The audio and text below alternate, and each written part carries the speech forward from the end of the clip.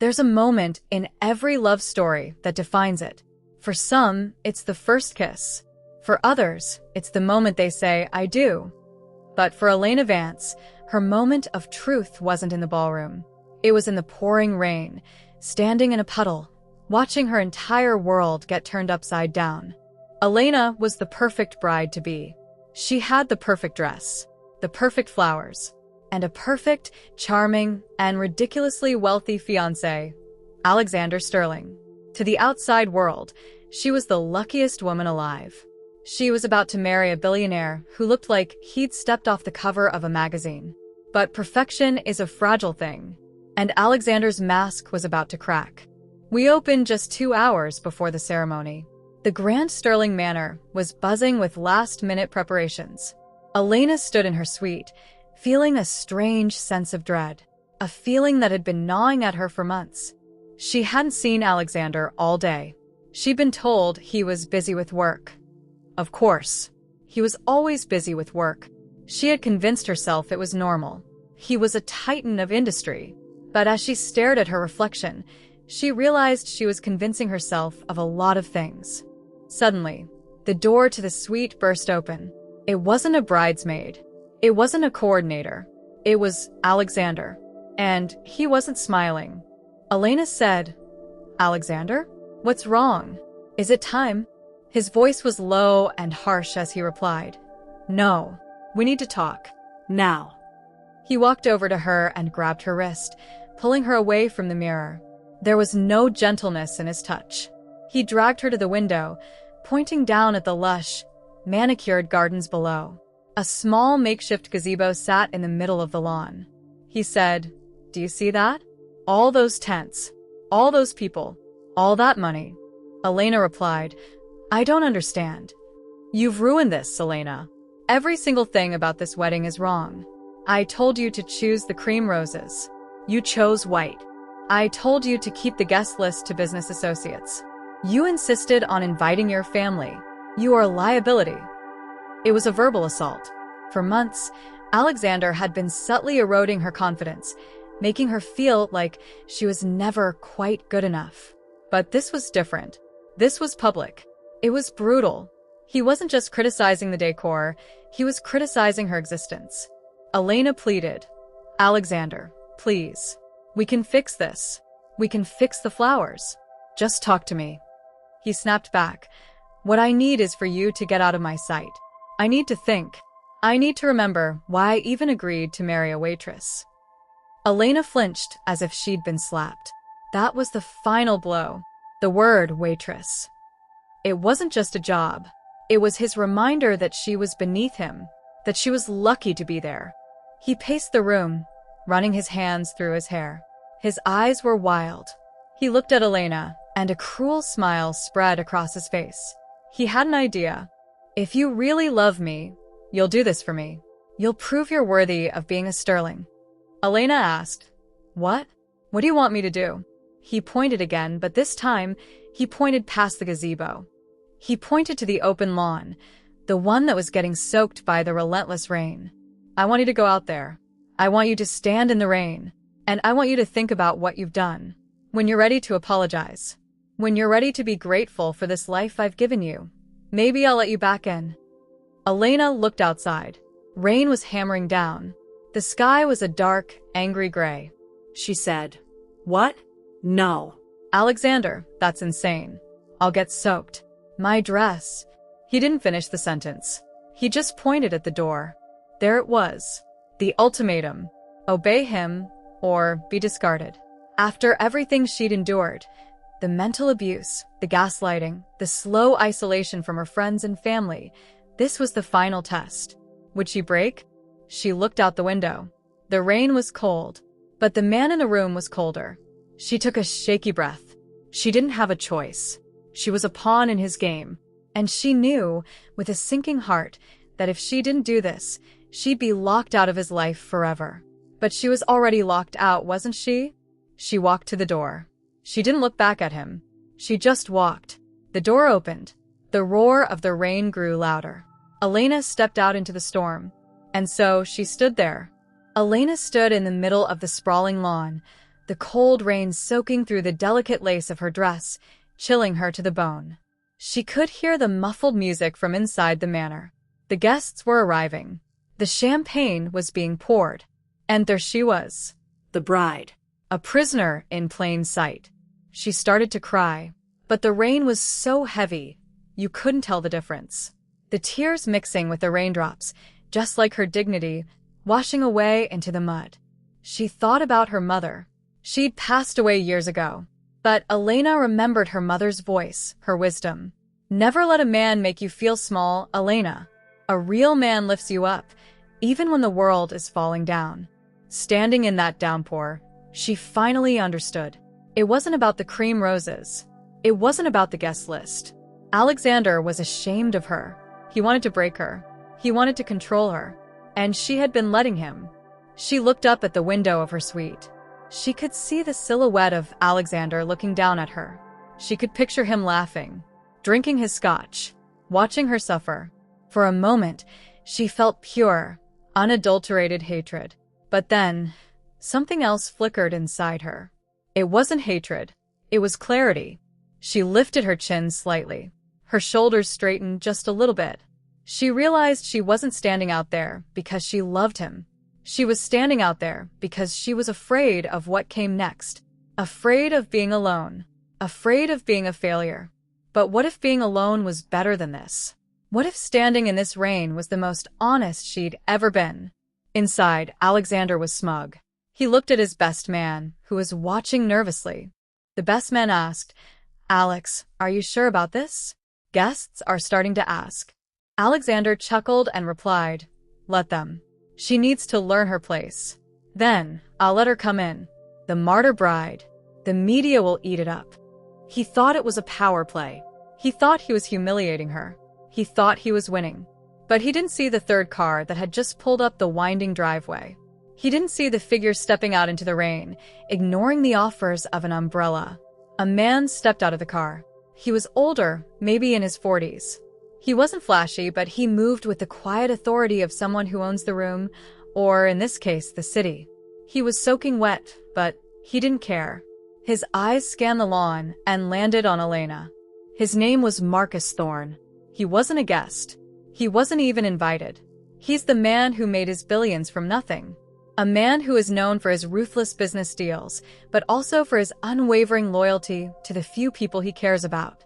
Marcus had known Elena for years. Before Alexander. Before the money. Before the poison. But seeing her like this, broken in the rain, he'd had enough. Marcus approached her. She was shivering violently, her teeth chattering. She looked up, and her eyes went wide with shock. "Elena." His voice was calm, but there was a fire in his eyes as he said, "Taking a walk in the rain. I heard the view was humiliating." He took off his expensive suit jacket and draped it over her shoulders. It was drenched, but it was a gesture of protection she hadn't felt in years. Elena warned, "He's going to see you. You shouldn't be here." "He'll..." Marcus let out a dark chuckle and said, "He'll what? Fire me? Elena, I own half the companies he works for. I'm his silent partner. I just never let him know the guy he was humiliating was the person he owes his entire empire to." Elena stared at him, stunned. The implications were massive. Marcus was the shadow investor, the one with the real money. Alexander was just a figurehead, a charming face, funded by the man now standing in the rain with her. Marcus continued, "He thinks he's a billionaire? He's a manager with a big budget. And he just spent it on an army of people to watch him torture his fiancée." Marcus looked up at the window. He could see Alexander's silhouette. He didn't look away. Alexander, from his window, finally saw him. He squinted. He couldn't believe his eyes. Was that Marcus Thorne? Down there? With her? Alexander's face went pale as he muttered, "No, that can't be." Marcus turned to Elena. He took her face in his hands gently and said, "Elena, listen to me. You are the strongest person I know. You held me together when my wife died. You got me through the worst years of my life, and you never asked for a thing in return. Not a single thing. And now I'm watching you let this man destroy you." Her lip quivered as she replied, "I don't know who I am anymore." I thought I loved him, Marcus said. You loved the idea of him. The man who is supposed to protect you just made you stand in a monsoon. That's not love, Elena. That's a hostage situation. There was a beat of silence. Marcus released her face and turned to look at the house. Now, I'm going to fix this. But you need to trust me. Do you trust me? Elena looked into his eyes. They were so different from Alexander's. There was no cruelty, only a deep, resolute kindness. She nodded, a tear mixing with the rain. Yes. Marcus smiled. He turned and started walking toward the manor. He didn't run. He didn't rush. He walked like a king entering his throne room. Upstairs, Alexander was panicking. He was calling people, trying to figure out why Marcus was here, why he was talking to his little waitress. Marcus entered the manor. He was soaking wet. Guests stared in confusion. He walked right past them, heading for the grand staircase. He nodded at a few of his business associates who were shocked to see him in such a state. He went straight to the control room. The tech guys running the audio and lighting were terrified when he walked in. Marcus commanded, "Give me the microphone. The main one. Now." The technician handed it over without hesitation. He turned on the main speaker system. His voice echoed through every room of the manor. "Ladies and gentlemen, if I could have your attention, the wedding is off." Pandemonium. Guests murmured in confusion. Elena, still outside, looked up at the speakers. He didn't stop. As the primary owner of Sterling Industries and the sole financial backer of this event, I am announcing the cancellation of this farce. Alexander came barreling down the stairs, his face a mask of fury. "That's a lie. Everyone, this man is crazy. Security. Security. Get him out of here." Security guards approached, but Marcus raised a hand, holding up a phone. "One call, Alexander. One call, and I liquidate your assets. I expose your embezzlement. I show the board the offshore accounts you've been hiding. I will destroy you. Now, I suggest you stand down." Alexander froze. The color drained from his face. He knew Marcus wasn't bluffing. Marcus turned to the window. He could see Elena looking in. The rain was starting to let up, just a little. He walked back outside, right into the rain. He walked straight up to Elena. The guests were now crowding at the windows, watching the scene unfold. It was better than any drama they'd ever seen. Marcus said, "They say a wedding is a celebration of two people coming together. But it's also about the people who hold you up." He got down on one knee in the mud, right there, in the puddles. The rain was dripping from his hair. "I am not Alexander. I am not trying to mold you into something you're not.